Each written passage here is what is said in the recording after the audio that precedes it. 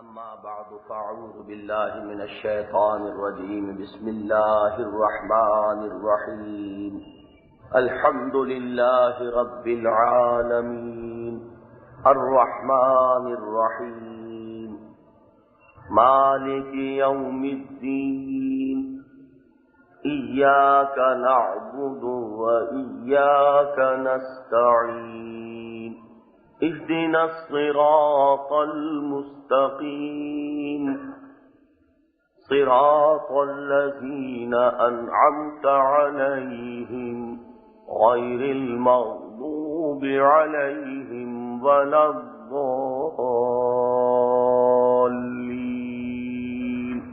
آمين رب اشرح لي صدري ويسر لي أمري واحلل عقدة من لساني يفقهوا قولي۔ یہ پانچواں اجتماع ہے جس میں ہم سورہ فاتحہ کے بارے میں گفتگو کر رہے ہیں، اور میرا ارادہ یہ ہے کہ آج ہم اس پر اپنی گفتگو کو مکمل کر لیں۔ پہلے دو اجتماعات میں اس سورہ مبارکہ کی عظمت اور اس کے بارے میں بعض تمہیدی باتیں گوش گزار کی گئی تھی۔ مزید برآں ہم نے ایک حدیث قدسی کا مطالعہ کیا تھا جس میں اللہ تعالی کا یہ فرمان نبی اکرم صلی اللہ علیہ وسلم نے نقل فرمایا ہے کہ قسمت الصلاۃ بینی و بین عبدی نصفین، میں نے نماز کو اپنے اور اپنے بندے کے مابین آدھا آدھا تقسیم کر لیا ہے۔ فنصف لی ونصف لعبدی ولعبدی ما سأل، تو اس کا نصف تو میرے لیے ہے اور نصف میرے بندے کے لیے ہے، اور میں نے اپنے بندے کو عطا فرمایا، دیا جو اس نے مانگا۔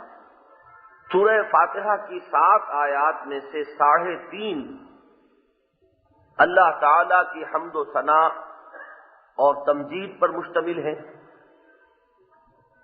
اور جو ان کا منطقی نتیجہ نکلتا ہے یعنی توحید فی العبادت، ایاک نعبد، 3 آیات تو وہ مکمل، الحمدللہ رب العالمین۔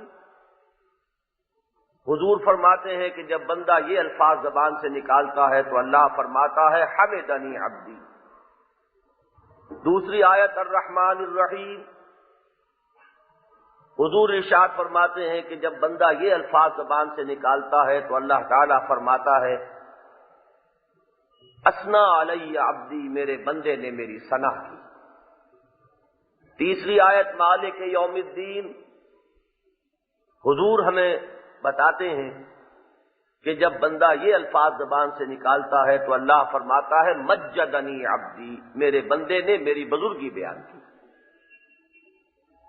تو تحمید اور ثنا اور تمجید یہ اللہ کے لیے، اور ان تینوں کا منطقی نتیجہ ہے عبادت۔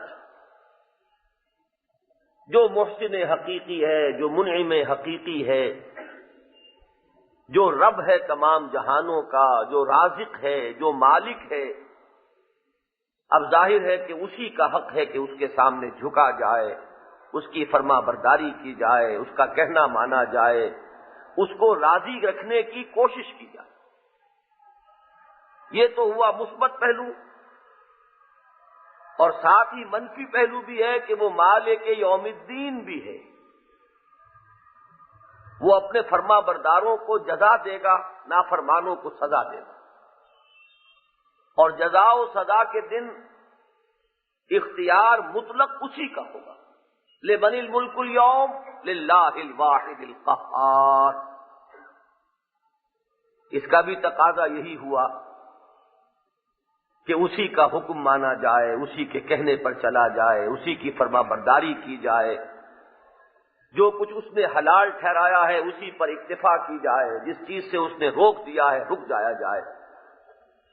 گویا کہ عبادت کا مثبت پہلو بھی، اس کا مثبت محرک وہ تو ہے شکر اللہ کا، محبت اللہ کی، اور اس کا منفی پہلو اس کی جزا و سزا کا پہلو۔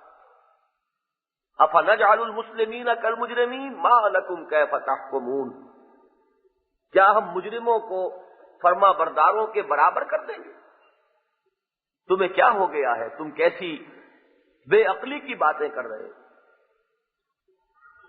تو میں نے عرض کیا تھا کہ اگر ترازو کا وہ پلڑا ذہن میں رکھیں جو ڈنڈی کے ساتھ ان 3 ڈوریوں سے بندھا ہوتا ہے، تو وہ 3 ڈوریاں ہیں، یہ 3 آیات، اور ان تینوں نے ایاک نعبد اس کے ساتھ جا کر تعلق قائم کر لیا، اور پھر آتا ہے حرف واو، اور وہاں سے اب دوسرا حصہ شروع ہوتا ہے۔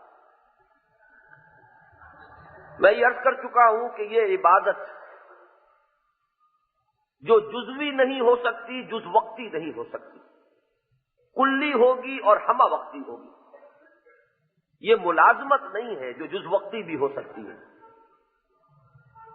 یہ وہ معاملہ نہیں ہے جو امپلائر امپلائی ریلیشن شپ کا ہے کہ کوئی معین کام آپ نے کرنا طے کیا ہے، اس کے علاوہ کوئی کام آپ سے نہیں کرایا جا سکتا۔ تو یہ تو ہے عبادت، عبدیت، بندگی، غلامی۔ یہ ہمہ وقت ہوگی، ہمہ جہت ہوگی، کلی ہوگی، پوری زندگی میں ہوگی، اور یہ کام آسان نہیں، بہت کٹھن ہے، بہت مشکل۔ یہی ہے وہ بات جسے علامہ اقبال کہتے ہیں کہ چمی گویم مسلمانم بلرزم کہ دانم مشکلات لا الہ۔ اس میں ایک بہت بڑا عہد ہے پروردگار سے، ایاک نعبد، ہم صرف تیری ہی بندگی کرتے ہیں اور کریں گے۔ واقعہ یہ ہے کہ چمی گویم مسلمانم بلرزم، وہ کیفیت جو ہے اگر اس کو مد نظر رکھیں گے تو اس 4تھی آیت کا جو دوسرا ٹکڑا ہے اس کا ربط واضح ہو جائے گا کہ جیسے ہی انسان یہ کہے ایاک نعبد، ساتھ ہی فوراً اس کی دلجوئی اور تسلی کا پیغام موجود ہے، ایاک نستعین۔ ہم اتنے بڑے قول و قرار میں اور اتنے بڑے عہد میں پورے نہ اتر پائیں گے بغیر تیری مدد کے۔ اتنا بڑا معاہدہ جو کر رہے ہیں تو اپنے زور بازو پر اعتماد کرتے ہوئے نہیں،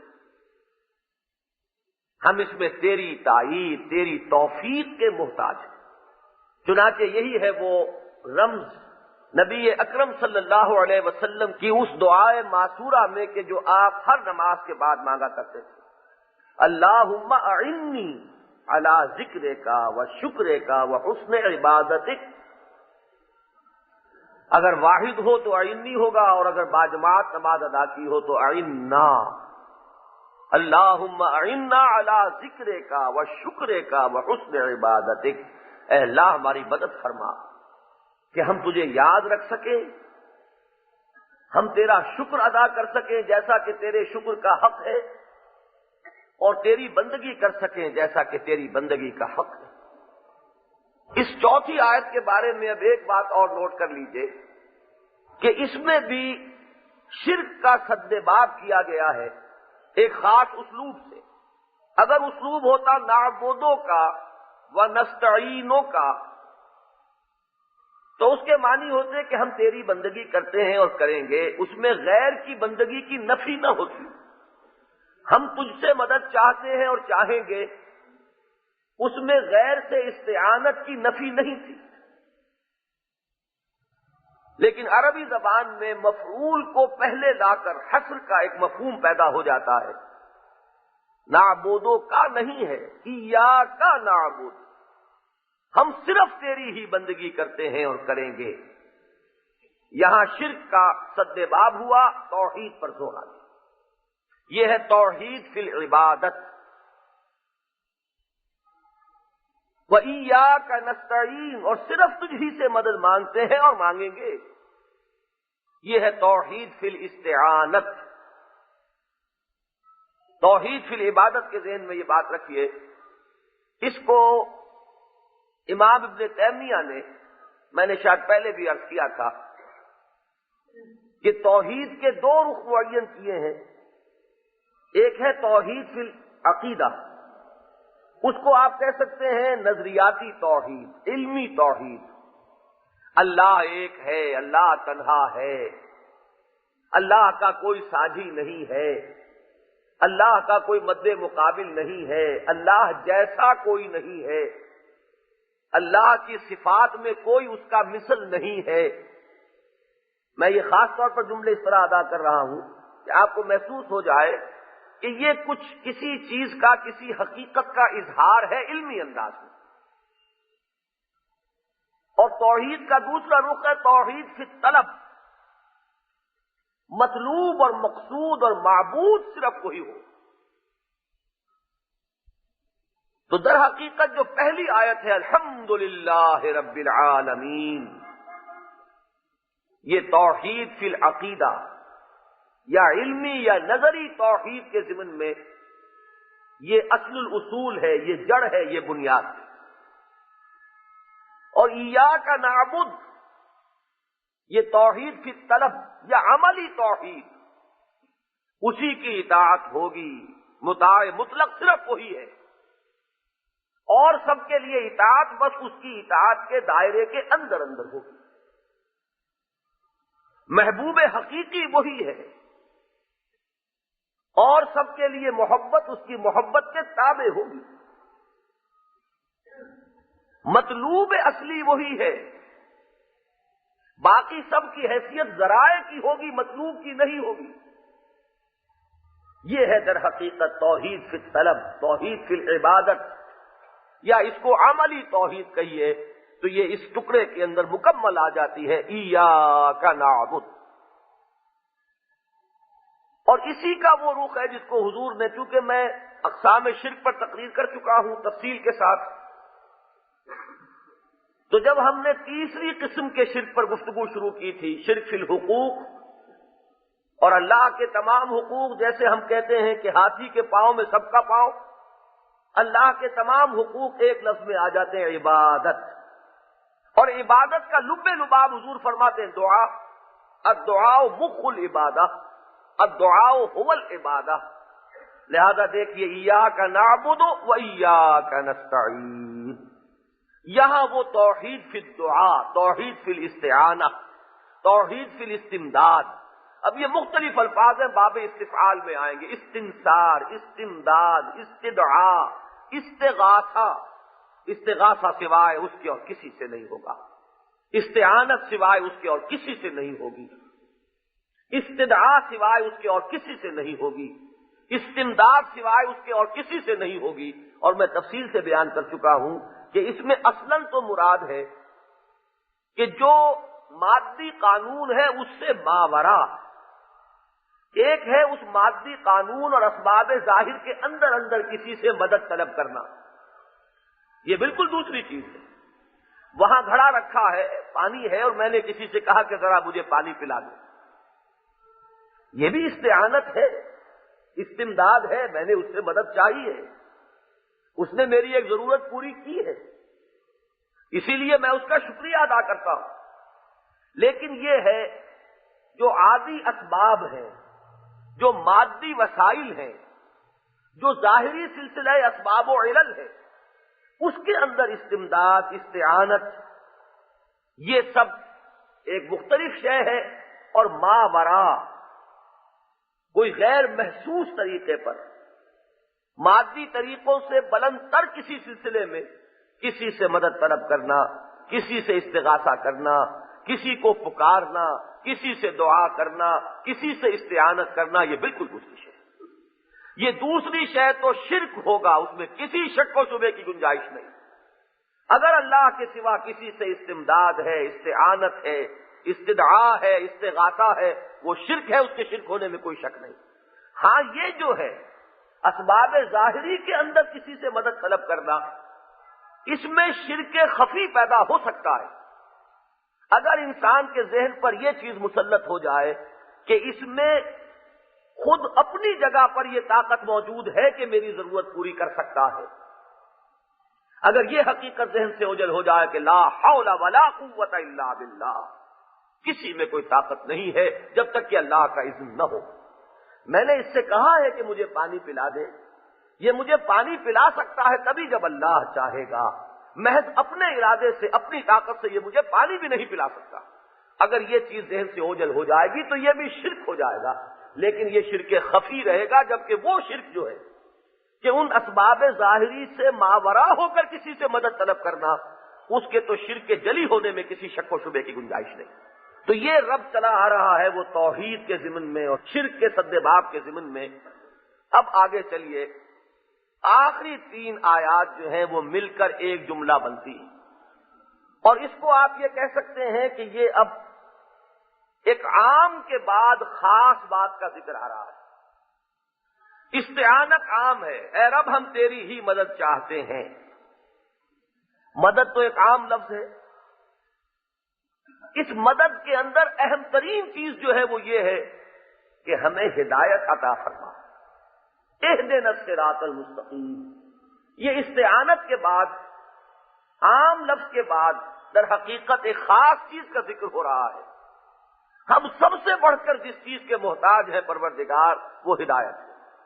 یہاں سب سے پہلا نقطہ تو یہ ذہن میں رکھیے، سورہ فاتحہ کی عظمت کو سامنے رکھتے ہوئے، کہ ایک بندہ رب کو اپنے رب کے حضور میں حاضری کی نعمت میسر آئی۔ یہ میری اور آپ کی نماز نہیں، ذرا اس وقت واقعتاً جو عبداللہ ہو، انی عبداللہ جو کہہ سکے، جو فی الواقعی عبدہ ہو، عبد دیگر عبدہ چیزیں دیگر، ما سراپا انتظار و منتظر، اس کا تصور کیجئے وہ رب کے حضور میں حاضر ہے۔ اور اس وقت وہ حدیث لائیے ذہن میں کہ حضور نے فرمایا کہ الصلاۃ معراج المومنین، اس وقت وہ مانند معراج کی لذت سے فیض یاب ہے۔ یہاں پر دیکھیے کہ اس نے مانگا کیا ہے، گویا کہ تلقین ہو رہی ہے کہ مانگنے کی اصل شے کیا ہے۔ ایک ہے ہماری ذہنی سطح، دنیاوی نعمتیں طلب کریں گے۔ میں نے آپ کو وہ لطیفہ سنایا تھا کہ میرے ایک دوست جو امریکہ جا رہے تھے، انہوں نے اپنی ایک چھوٹی سی بچی سے کہا کہ بیٹی تمہارے لیے میں وہاں سے کیا لاؤں؟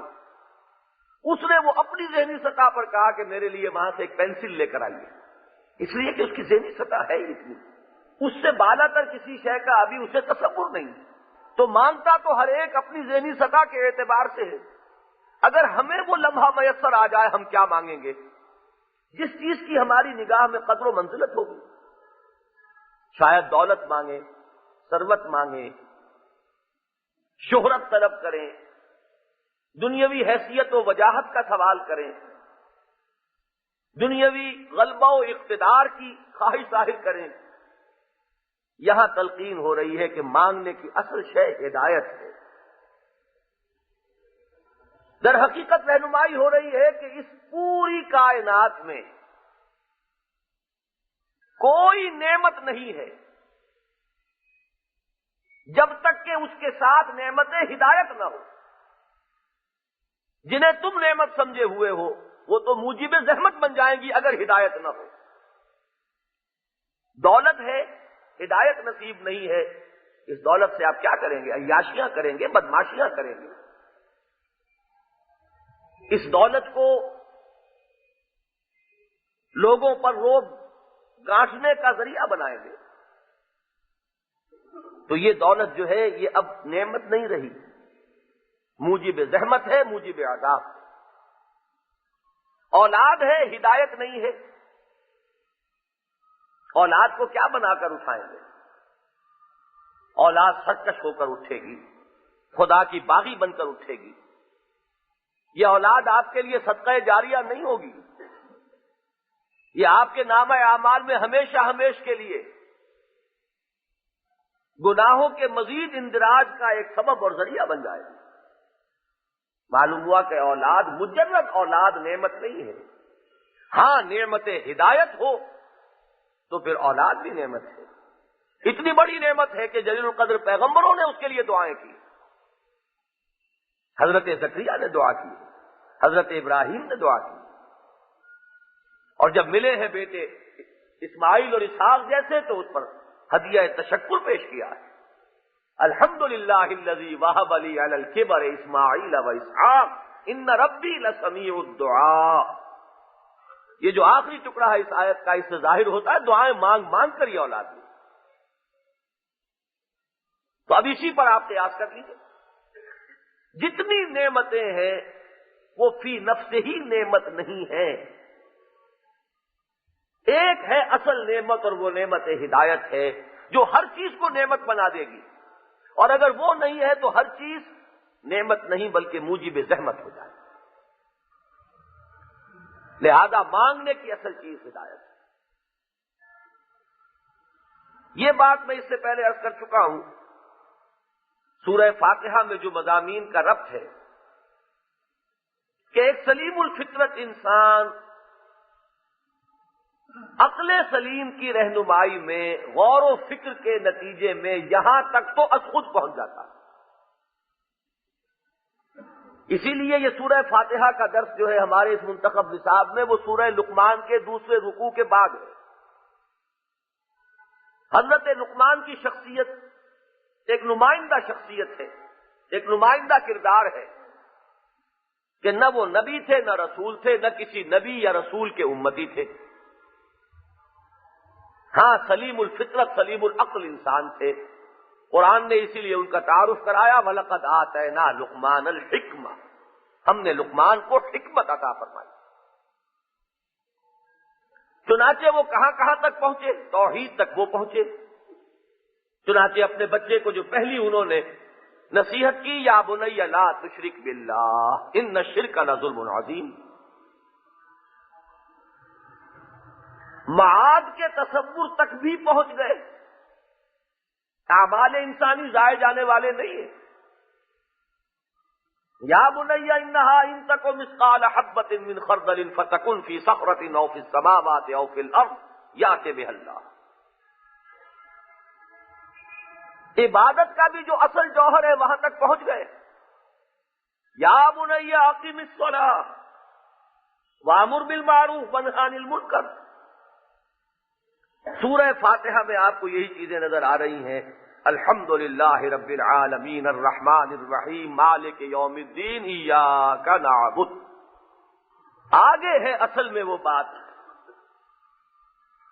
کہ جہاں انسان گھٹنے ٹیک کر دستے سوال دراز کرنے پر مجبور ہے، وہ ہے اس زندگی کے پرپیچ سفر میں سیدھی شاہراہ صراط مستقیم،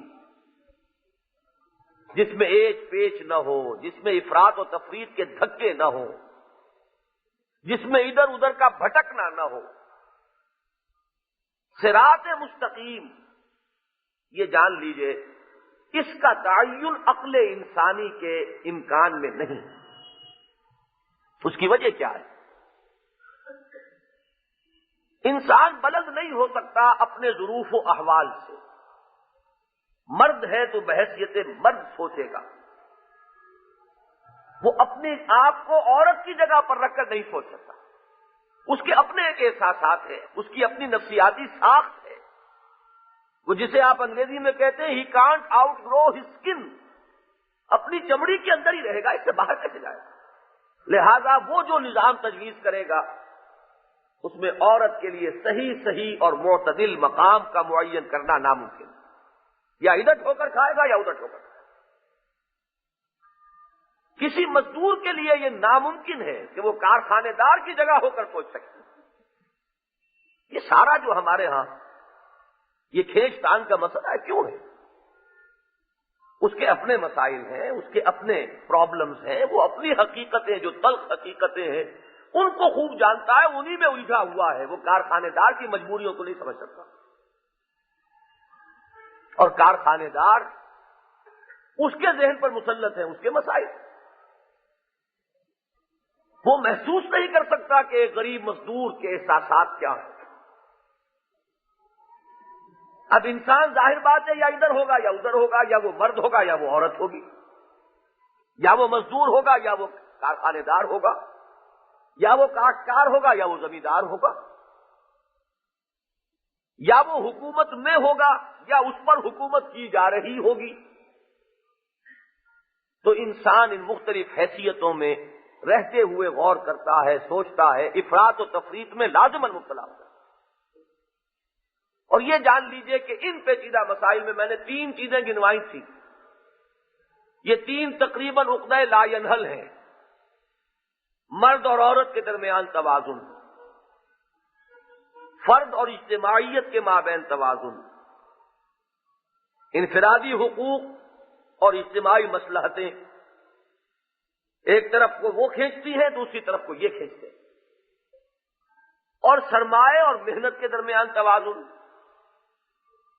اس سرمایہ اور محنت ہی کی ایک شکل ہے، یہ زمیندار ہے، یہ کاشتکار ہے، دوسری شکل ہے، یہ کارخانے دار ہے، اور یہ مزدور ہے۔ اس تیسرے مسئلے کو انڈسٹریل ریولوشن نے، صنعتی انقلاب نے اور مشین کی ایجاد نے اس کو تو یوں سمجھیے کہ اتنا گمبھیر بنا دیا ہے کہ اس کا حل کسی کے پاس نہیں۔ یا تو انتہائی کیپٹلزم کی طرف انسان چلا جائے گا، اور یا چھلانگ مارے گا تو اسے کوئی راستہ نظر نہیں آئے گا سوائے کمیونزم کے۔ یہ ہے وہ دھکے جو نوع انسانی کھا رہی ہے۔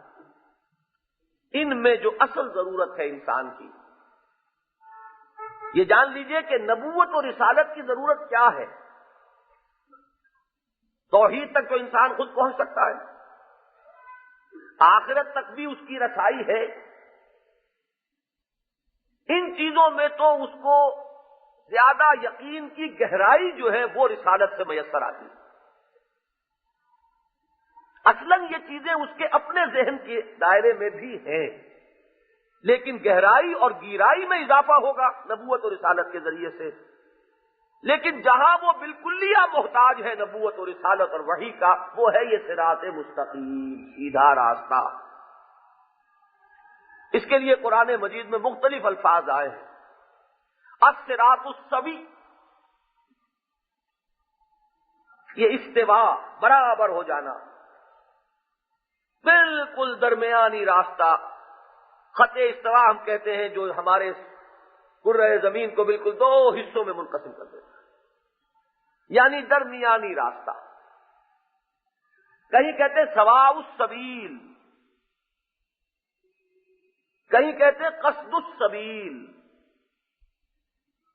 تو یہ مختلف اصطلاحات ہیں جو ایک حقیقت کو واضح کرنے کے لیے نمایاں کی جا رہی ہیں کہ انسان اس زندگی میں قدم قدم پر، دوراہوں پر، تراہوں پر، چوراہوں پر آتا ہے، اور اگر ہدایت خداوندی کا دامن اس نے نہ تھاما ہوا ہو تو کہیں وہ موڑ مڑ جائے گا، اور یہ موڑ ابتدا میں تو معلوم ہوگا بڑا ہی کوئی خاص فرق نہیں ہے، 10 ڈگری کا فرق ہے ان دونوں راستوں میں، لیکن آگے بڑھتے جائیں گے اور وہ راستہ کھلتا چلا جائے گا۔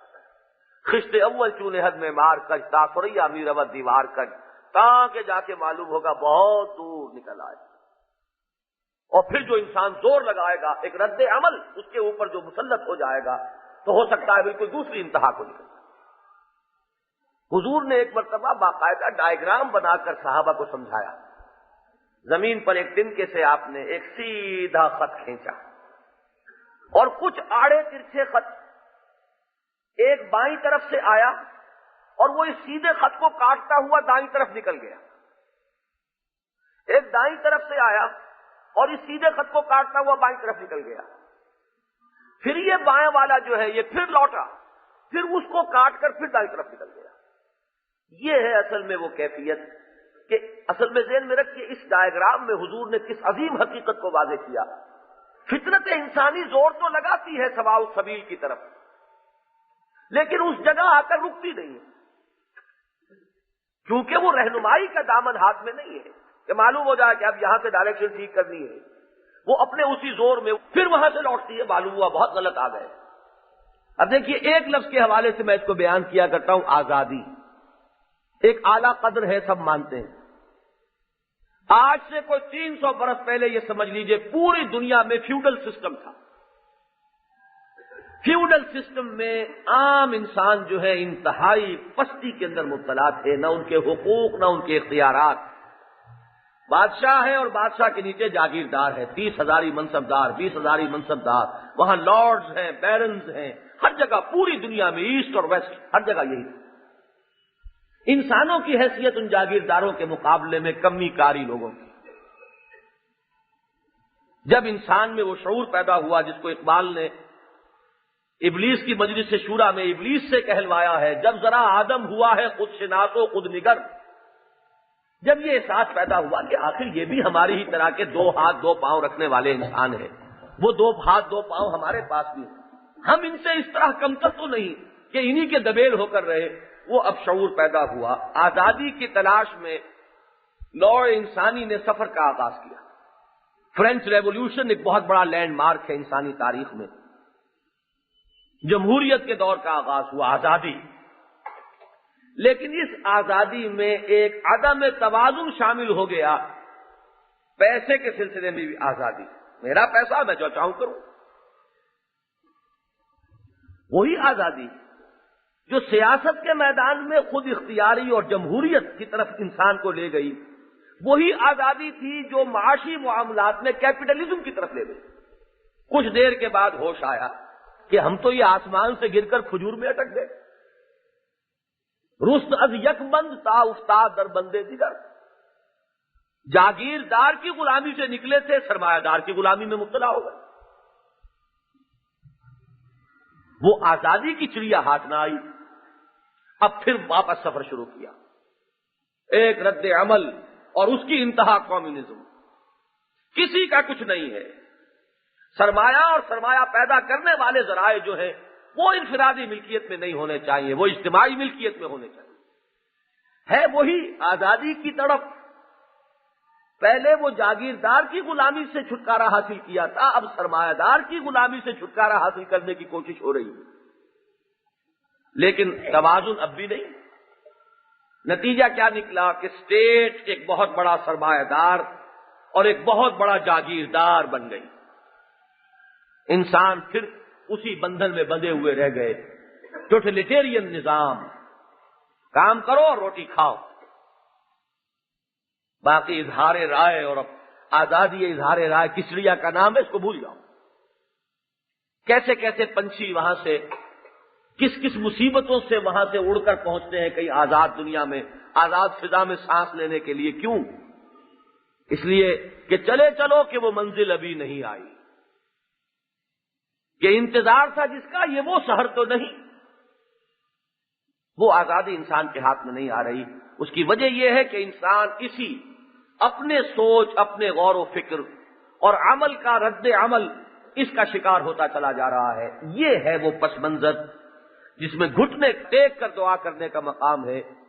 وہ اکبر الہ آبادی کے اس شعر کے مطابق کہ طالب ہو خدا سے تو دعا ہی کہے یہ کام، یہاں تو اسی سے مانگنا پڑے گا، اہدنا الصراط المستقیم، اے رب تو ہی ہدایت فرما ہمیں سیدھے راستے کی طرف۔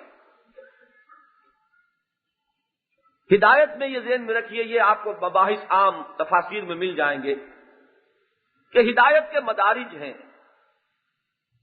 سجھا دینا، سمجھا دینا، یہ بھی ہدایت ہے، اور انگلی پکڑ کر چلانا اور منزل تک پہنچا دینا، یہ بھی ہدایت ہے۔ اس ہدایت کی انسان کو ہر لحظہ ضرورت ہے۔ سیدھے راستے پر تو آپ آ گئے، لیکن یہ کوئی معاملہ ایسا تو نہیں کہ آگے کوئی دوراہا نہیں آنا۔ وہ تو میں نے عرض کیا، قدم قدم پر دوراہے ہیں، تراہے ہیں، چوراہے ہیں۔ ہر آن اندیشہ ہے کہ یہاں سے تو بچ کر آ گیا ہوں، آئندہ کہیں مڑ نہ جاؤں۔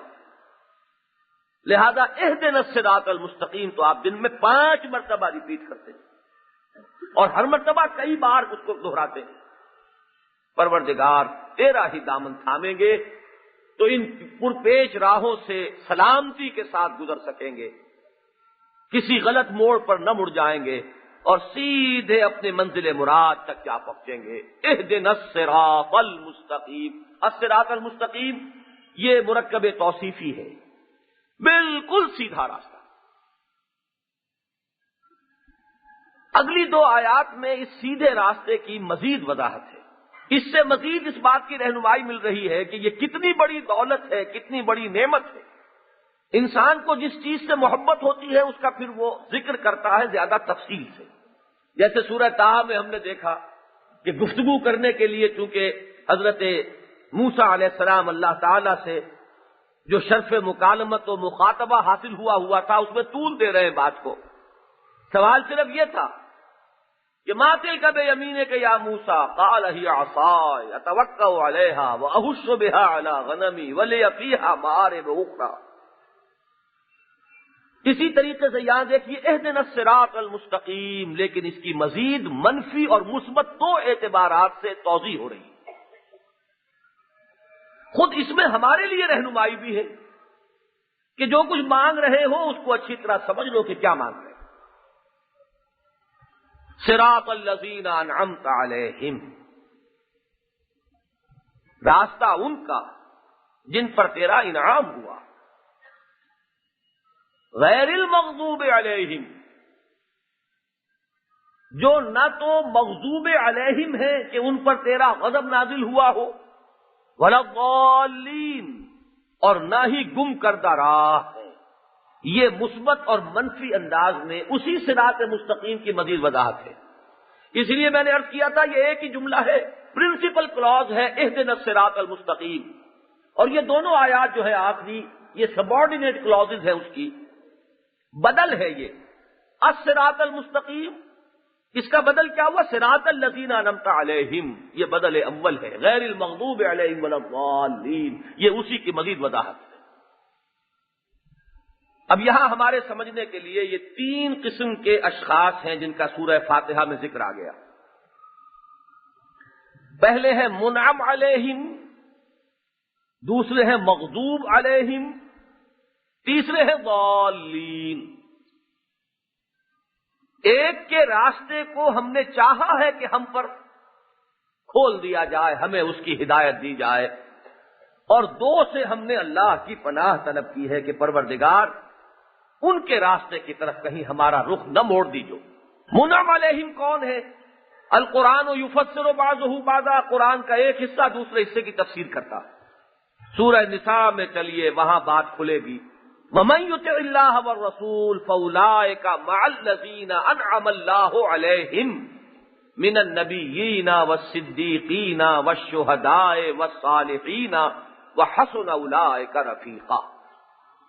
جو لوگ اللہ اور اس کے رسول کی اطاعت پر کاربند ہو جاتے ہیں، انہیں معیت نصیب ہوگی ان کی جن پر اللہ کا انعام ہوا۔ وہ کون ہے؟ انبیاء اور صدیقین اور شہداء اور صالحین۔ تو جب بھی آپ یہ الفاظ زبان سے نکالیں، دیکھیے ذہن انسانی میں خیالات کی رفتار بڑی تیز ہوتی ہے۔ جب آپ کہیں اہدنا الصراط المستقیم صراط الذین انعمت علیہم، تو ایک بجلی کی سے کوندنے کے انداز میں آپ کے ذہن میں یہ چار الفاظ آ جانے چاہیے۔ کون ہے منعم علیہم؟ من النبیین والصدیقین والشہداء والصالحین، یہ ہے منعم علیہم جن پر اللہ تعالی کا انعام ہوا۔ ان میں پھر درجات ہیں، بلند ترین درجہ انبیاء کا ہے، ان سے متصل مقام صدیقیت کا ہے، پھر مرتبہ شہادت کا ہے، اور اس میں بیس لائن سمجھ لیجئے وہ صالحین۔ اللہم ربنا اجعلنا منہم، اللہم ربنا اجعلنا منہم وارزقنا معیتہم۔ اس میں تو کسی وضاحت کی مزید ضرورت نہیں، البتہ جو منفی انداز میں دو اسلوب آئے یہ ہے وضاحت طلب، غیر المغضوب علیہم ولا الضالین۔ مغضوب علیہم وہ ہیں جنہوں نے ہدایت کو پانے کے بعد اپنی شرارت و خباثت نفس کی بنا پر اس ہدایت سے منہ موڑا اور کجروی اختیار کی۔ یہ وہ ہیں کہ جن پر اللہ کا غضب نازل۔ میں نے جو تین جملے کہے پھر دوہرائیے، ہدایت کے پا جانے کے بعد اپنی شرارت و خباثت نفس کی بنا پر اس راہ ہدایت سے منہ موڑا، اور اس کی سزا میں ان پر اللہ کا غضب نازل ہوا، وہ ہے مغضوب علیہم۔ حضرت عبداللہ ابن عباس نے معین کیا ہے کہ یہاں مغضوب علیہم سے مراد یہود ہے۔ شریعت ملی، ذہن میں رکھیے یہ تاریخی طور پر حضرت موسیٰ سے پہلے، ہو سکتا ہے میں اب ایک علمی بات کہہ رہا ہوں، اس میں مغالطے کا امکان ہے، لیکن میری رائے یہی بنی ہے، آپ بھی اس پر غور کیجیے۔ حضرت موسیٰ سے پہلے شریعت کوئی نازل نہیں ہوئی۔ حضرت نوح کا ذکر قرآن میں پڑھیے، حضرت ہود کا ذکر قرآن میں پڑھیے، حضرت صالح کا ذکر قرآن میں پڑھیے، حضرت ابراہیم کا ذکر قرآن میں پڑھیے۔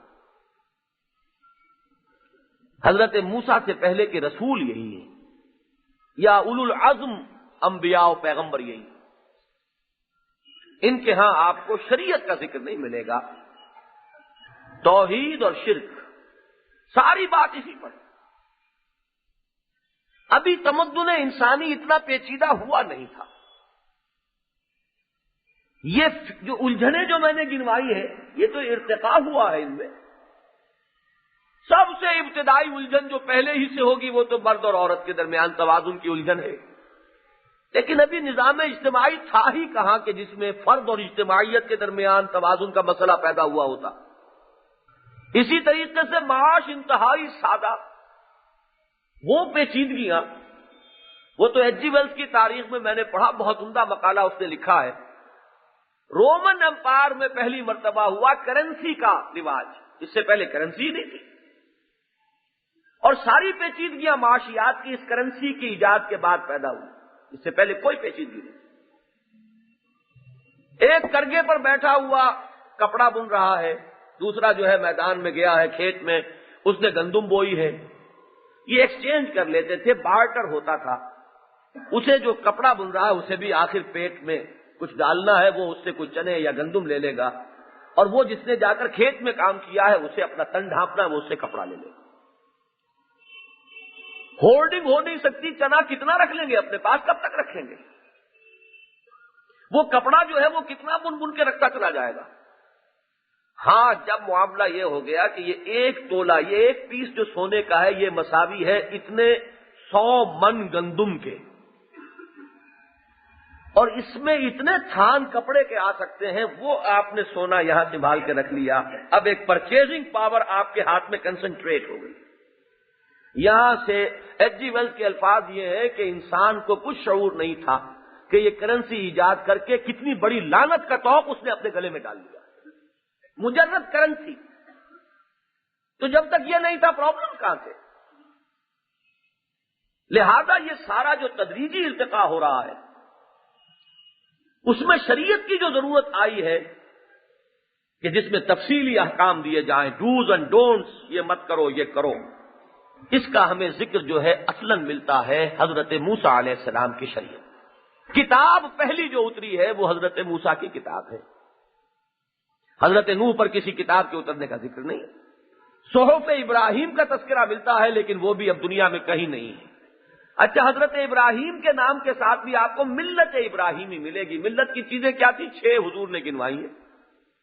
ختنہ کرنا فطرت کی ایک بات ہے، یہ بال جو ہے جسم کے ان حصوں سے اتار دینا، ناخن اتارنا، لب کتروانا، یہ وہ من الفطرہ، اور یہی در حقیقت وہ ہے بنیادی تعلیمات جو حضرت ابراہیم علیہ السلام سے منسوب۔ باقی شریعت اور حلال اور حرام اور جائز اور ناجائز اور اوامر اور نواہی، اور یہ واجب، یہ مستحب، یہ فرض، یہ مکروہ تحریمی، یہ حرام مطلق، یہ ساری چیزیں جو ہے جب تمدن کی پیچیدگیاں پیدا ہوئیں تب یہ مسائل تھے۔ لہذا پہلی شریعت جو ہے وہ شریعت موسوی ہے، اور حضرت موسیٰ علیہ السلام کے پیرووں نے اپنی خباثت نفس اور شرارت نفس کی وجہ سے اس شریعت کو گم کیا، اس میں تحریف کی، اس کو اپنی خواہشات کا تختہ مشق بنایا۔ نتیجہ یہ ہوا کہ یہ وہ قوم ہے جو مغضوب علیہم کے لیے سب سے بڑی نمایاں مثال ہے، یہ سمبل ہے، یہ علامت ہے مغضوب علیہم۔ قرآن مجید میں بھی ایک سے زائد مقامات پر ذکر ہے، ضربت علیہم الذلۃ والمسکنۃ وباءوا بغضب من اللہ، ان پر ذلت اور مسکنت تھوپ دی گئی اور یہ اللہ کا غضب لے کر لوٹے۔ تو یہ تو ہے مغضوب علیہم۔ پھر نوٹ کیجئے، ہدایت خداوندی کے پانے کے بعد دیکھیے جیسا کہ سورہ شورى کا درس ہوا تھا، وما تفرقوا الا من بعد ما جاءهم العلم بغيا بينهم، انہوں نے جو یہ تفرقے کی راہ نکالی ہے تو اندھیرے کی وجہ سے نہیں، مغالطہ نہیں ہے، علم کے آ جانے کے بعد آپس میں ایک دوسرے پر اقتدار حاصل کرنے کے لیے، غلبہ حاصل کرنے کے لیے، اپنی انانیت، اپنی خود پرستی کی باعث۔ تو یہ ہے مغضوب علیہم۔ اور ضالین کون ہیں؟ اس لفظ کو اس کی اصل حقیقت کے اعتبار سے سمجھنا بہت ضروری ہے، اس لیے کہ یہ لفظ سورہ والضحیٰ میں حضور کے لیے بھی آیا ہے۔ وَوَجَدَكَ ضَالًّا فَهَدَىٰ۔ اس لفظ کا مفہوم یہ ہے کہ یا تو ابھی کوئی ہدایت کا طالب ہے، اسے ہدایت دی نہیں گئی، کوشاں ہے، متلاشی ہے، اس کے حصول کے لیے محنت کر رہا ہے، اور یا یہ کہ کسی وقت کسی نیکی کے جذبے میں حد اعتدال سے تجاوز کر کے اس صحیح راستے سے کہیں ہٹ گیا ہے۔ یہ دو مفہوم ہے ضال کے۔ ایک تیسرا مفہوم بعض حضرات صرف نکتہ آفرینی کے طور پر پیدا کرتے ہیں، اور وہ یہ کہ اگر کوئی شخص کسی کی محبت میں اس کیفیت کو پہنچ جائے کہ اس پر محبت کا غلبہ ہو جائے، مغلوب الحال ہو جائے محبت میں، تو یہ بھی ضال کا لفظ اس پر اس کا اطلاق ہو جائے۔ یہ اصل میں ساری کوشش اسی لیے کرتے کہ حضور کے لیے جب یہ لفظ آ گیا تو اب اس کی کوئی تعبیر ایسی ہونی چاہیے کہ حضور پر عشق خداوندی کا غلبہ ہو چکا، آپ محبت خداوندی سے مغلوب الحال تھے، تو حضور کے لیے چونکہ یہ لفظ آ گیا لہذا، لیکن یہ معاملہ صرف نکتہ آفرینی والا ہے۔ اچھی طرح جان لیجئے اس کے دو ہی مفہوم ہیں۔ ایک تو وہ شخص جس پر ابھی ہدایت منکشف نہیں ہوئی، ہدایت کی طلب ہے شدید، اس میں وہ غور و فکر کر رہا ہے، سوچ بچار کر رہا ہے۔ التفکر والاعتبار جو شرح حدیث میں لفظ آیا ہے، غور و فکر، عبرت پذیری کے مراحل سے گزر رہا ہے، طالب ہدایت ہے، ہدایت ابھی منکشف نہیں ہوئی۔ اور ایک وہ کہ جس کو ہدایت ملی تو تھی، اس نے اس کے اندر ایک غلط رخ اختیار کیا ہے، لیکن خباثت نفس کی وجہ سے نہیں، بلکہ نیکی ہی کا جذبہ ہے کہ جو کچھ غیر متوازن ہو گیا ہے، یہ بھی ضال ہوگا۔ چنانچہ پہلے تو اس دوسرے مفہوم کے اعتبار سے سمجھ لیجئے، اس لیے کہ حبر الامہ حضرت عبداللہ ابن عباس رضی اللہ تعالی عنہ، انہوں نے یہاں ضالین سے مراد متبعین حضرت مسیح علیہ السلام کو قرار دیا ہے۔ مغضوب علیہم سے مراد یہود، اور ضالین سے مراد حضرت مسیح علیہ السلام کے پیرو، جنہوں نے رہبانیت کی بدعت ایجاد کی۔ اب ظاہر بات ہے کہ رہبانیت کی جو بدعت ایجاد ہوئی تو کسی خباثت نفس کی وجہ سے نہیں ہے، محبت دنیا یا محبت مال کے اندر معتدل حد سے بڑھ جانے کا نتیجہ نہیں ہے، ترک دنیا محبت الہی ہے جس کی وجہ سے وہ گھر بار چھوڑ رہے ہیں، جا رہے ہیں، شادی بیاہ نہیں کر رہے ہیں، تجرد کی زندگی بسر کر رہے ہیں، تپسیاں کر رہے ہیں، پہاڑوں کے کھووں میں پہنچے ہوئے ہیں، غاروں میں پہنچے ہوئے ہیں، سانپوں اور بچھوؤں کے مسکنوں میں انہوں نے جا کر ڈیرا لگا لیا ہے، کوئی کسی پہاڑ کی چوٹی پر ہے، ریاضت کر رہا ہے۔ یہ سب کچھ جو ہے یہ جذبہ نیکی کا عدم توازن ہے، جذبہ نیکی کا حد اعتدال سے تجاوز ہے۔ اس کی وجہ سے اگر ہوگا کوئی صراط مستقیم سے ہٹ جائے گا تو وہ بھی مغضوب علیہم میں شمار نہیں ہوگا، اس لیے کہ مغضوب علیہم میں شمار ہونے کے لیے اس صحیح راستے سے ہٹنا ہے اپنی خباثت نفس کی وجہ سے، دنیا کی محبت کی وجہ سے، نفسانی خواہشات کی پیروی کی وجہ سے، نفسانیت میں اعتدال سے بڑھ جانے کے باعث وہ ہوگا مغضوب علیہم۔ اس کی بنیاد ہے شرارت نفس، اور یہاں ہے در حقیقت نیکی کا ایک جذبہ جو حد اعتدال سے تجاوز کر گیا ہے، لہذا ہے تو گمراہی، لیکن یہ گمراہی اور وہ گمراہی زمین و آسمان کا فرق ہے۔ مردی و نامردی قدم فاصلہ دارت، بظاہر تو گمراہی کے لفظ میں تو دونوں شریک ہو جائیں گے، یہود بھی گمراہ، نصارہ بھی گمراہ، لیکن اس گمراہی اور اس گمراہی میں زمین و آسمان کا فرق ہے۔ یہ بات سورہ حدید میں بڑی وضاحت کے ساتھ آئی ہے، وَالرَّهْبَانِيَّةَ ابْتَدَعُوهَا مَا كَتَبْنَاهَا عَلَيْهِمْ إِلَّا ابْتِغَاءَ رِضْوَانِ اللَّهِ۔ یہ رہبانیت کی بدعت انہوں نے خود ایجاد کی، ہم نے وہ ان پر فرض نہیں کی تھی۔ ہم تو فاطر فطرت انسانی ہے، ہم نے بنائی ہے انسانی فطرت، اس کے تقاضوں کو ہم خوب جانتے ہیں۔ ہم نے کوئی غیر فطری قدغن جو ہے انسان کے فطری تقاضوں پر نہیں عائد کی، لیکن انسان نے خود عائد کر لی۔ یہ بدعت ہے جو اس نے ایجاد کی۔ ہم نے تو اس پر ایک چیز فرض کی تھی کہ اللہ کی رضا حاصل کرو، وہ رضا حاصل کرنے میں غیر معتدل ہو گیا، پھر یہ کہ وہ اپنی وہ پابندی جو خود عائد کردہ پابندی تھی اس کو نبھا بھی نہیں سکے، فما رعوها حق رعایتها، پھر پابندی نہ کر سکے اس کی جیسے کہ کرنی چاہیے تھی۔ فطرت سے کشتی لڑیں گے تو وہ تو چت کرے گی آپ کو۔ کچھ لوگ ہوتے ہیں ایکسیپشنل، ان کی قوت ارادی اتنی مضبوط ہو کہ وہ اپنی فطرت سے بھی لڑ جائیں اور وہ پوری زندگی جو ہے وہ لڑتے ہوئے بسر کر دیں، لیکن عظیم اکثریت کا معاملہ تو یہی ہوگا، طے تو کر بیٹھے ہیں کہ شادی نہیں کریں گے، ساری عمر مجرد رہیں گے، لیکن یہ کہ بہرحال فطرت انسانی سے کب تک آدمی دھینگا مشتی کرے گا؟ کہیں گرے گا اور گر کر نتیجہ کیا نکلے گا کہ کہنے کو راہب خانہ ہے اور اس کے تہخانوں میں حرامی بچوں کی جو ہے وہ قبروں کی قبریں جو ہے وہ بنی ہوئی۔ کیوں؟ رہتے تو ہیں یہاں راہبات اور راہب مرد، لیکن یہ کہ یہ فطرت انسانی کے خلاف معاملہ تھا، فطرت نے اسے پچھاڑ دیا۔ تو یہ تو ہے ایک مفہوم، اور یہ چونکہ حضرت عبداللہ ابن عباس سے منقول ہے یہاں تو بات واضح ہو گئی، لیکن یہی لفظ آیا حضور کے لیے وہاں کس معنی میں؟ وہاں مسئلہ وہ دوسرا ہے جو میں نے عرض کیا، تلاش حقیقت میں سرگرداں، ہدایت کی شدید طلب ہے اندر۔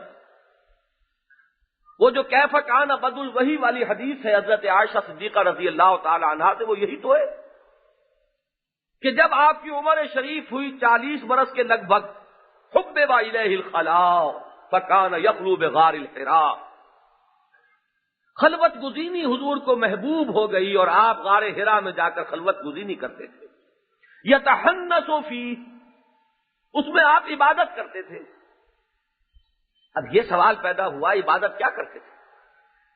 ابھی جبرائیل سے ملاقات نہیں ہوئی، نماز ابھی عطا نہیں ہوئی، قرآن کا نزول شروع نہیں ہوا، تو عبادت کیا تھی؟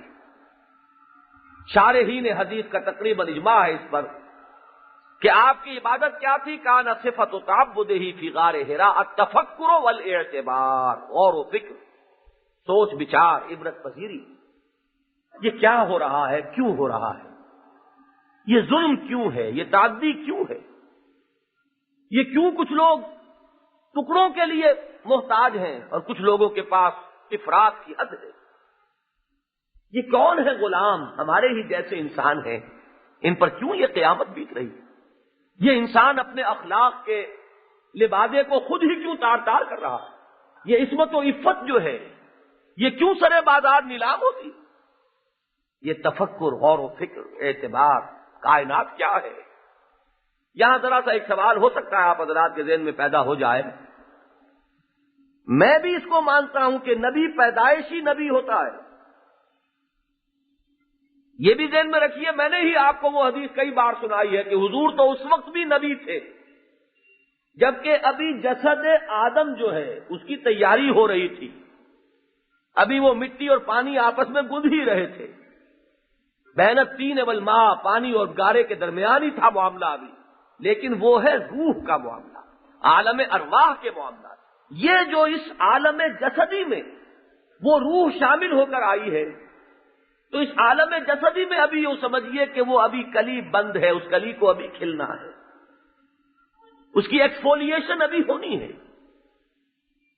بیج میں ایک مکمل درخت ہے، لیکن اس درخت کو بالفعل وہ بالقوہ ہے، پوٹینشلی ایک درخت ہے، اور ایکچولی بالفعل اس درخت کو وجود میں آنے میں وقت لگے گا۔ یہی معاملہ ہے کہ اگرچہ پیدائشی نبی ہیں، لیکن اس جسد کے ساتھ جب محمد الرسول اللہ صلی اللہ علیہ وسلم اس دنیا میں تشریف لائے ہیں تو وہ سارے مراحل آپ نے طے کیے ہیں، بچپن بھی آیا ہے، لڑکپن بھی آیا ہے، نوجوانی بھی آئی ہے، جوانی بھی آئی ہے، تدریجاً وہ ایکسفولیشن ہو رہی ہے، اور اب وہ وقت آنے والا ہے کہ وہ کلی کھلے گی، للی ان بلوم، یہ پھول پورے طور پر کھلے گا۔ وہ شمع اجالا جس نے کیا 40 برس تک غاروں میں، ایک روز چمکنے والی تھی سب دنیا کے درباروں میں، لیکن ایک وقت ابھی اس کا آنا تھا۔ وہ در حقیقت اسی کا وہ تقاضا پیدا ہو رہا ہے فطرت محمدی میں صلی اللہ علیہ وسلم، گھر بار سے، ملنے جلنے سے، میل ملاقات سے طبیعت کچھ آٹ سی ہو رہی ہے۔ گفتگو میں وہ جو اقبال نے بھی نقشہ کھینچا ہے کہ دنیا کی محفلوں سے اکتا گیا ہوئی عرب، کیا لطف انجمن کا جب دل ہی بجھ گیا ہو۔ اب کچھ اور کیفیت ہے، کچھ سوچ بچار کا مادہ غالب ہو چکا ہے، اس لیے کہ وہ کلی اب کھلنے کو ہے، وہ فطرت اپنا زور لگا رہی ہے اندر سے، وہ کھینچ کر لے گئی ہے محمد کو غار حرا میں صلی اللہ علیہ وسلم، اور وہاں اس پھول کو کھلنا ہے۔ لیکن یہ کہ ابھی جو اس کی ابتدائی سٹیجز ہیں اس کو سورہ والضحیٰ میں بیان کیا، وَوَجَدَكَ ضَالًّا فَہَدَىٰ، پایا آپ کو تلاش حقیقت میں سرگرداں۔ آپ دستک دے رہے تھے باب العلم پر، پہنچ گئے تھے آپ وہاں، وہ جو اقبال کے اشعار میں آپ کو سنا چکا ہوں کہ گزر جا عقل سے آگے کہ یہ نور چراغ راہ ہے منزل نہیں ہے۔ وہ عقل کی منزلیں جو ہے طے کر رہے ہیں محمد الرسول اللہ صلی اللہ علیہ وسلم، اور وہ وقت آ گیا ہے۔ وہ اقبال ہی نے یہ سارے عقدے جو ہے خوب ان کو کھولا ہے کہ خرد کی گتھیاں سلجھا چکا میں، میرے مولا مجھے صاحب جنوں کر۔ وہ خرد کی گتھیاں سلجھانے کا ایک مرحلہ ہے جس کے بعد یہ منزل آنی ہے۔ ہم نے پایا آپ کو، ہم نے دیکھا آپ کو کہ آپ تلاش حقیقت میں سرگرداں ہے، تو ہدایت دی، پردے اٹھا دیے، وحی کا آغاز ہو گیا۔ تو یہاں اس معنی میں لفظ ضال ہے محمد الرسول اللہ صلی اللہ علیہ وسلم۔ سورہ شورى میں اس آیت نے اس کو بالکل کھول دیا ہے، واضح کر دیا ہے۔ وَكَذَلِكَ أَنزَلْنَا إِلَيْكَ رُوحًا مِّنْ أَمْرِنَا مَا كُنْتَ تَدْرِي مَا الْكِتَابُ وَلَا الْإِيمَانُ، اے نبی آپ کو کچھ پتا نہیں تھا کتاب کسے کہتے ہیں، ایمان کسے کہتے ہیں۔ ما كنت تدري ما الكتاب ولا الإيمان ولكن جعلناه نورا نهدي به من نشاء من عبادنا وإنك لتهدي إلى صراط مستقيم۔ اب یہ ہدایت کے دروازے جو آپ پر کشادہ ہو گئے کھل گئے، آپ اب اس مقام پر آ گئے ہیں کہ اب ہدایت آپ دیں گے لوگوں کو۔ وہ اہدنا الصراط المستقیم کی جو دعا ہے، اب وہ باب ہدایت واہ ہوا ہے بصورت نبوت محمدی صلی اللہ علیہ وسلم پوری نوع انسانی کے لیے۔ وَإِنَّكَ لَتَهْدِي إِلَىٰ صِرَاطٍ مُّسْتَقِيمٍ۔ بارک اللہ لی ولکم فی القرآن العظیم ونفعنی وإیاکم بالآیات والذکر الحکیم۔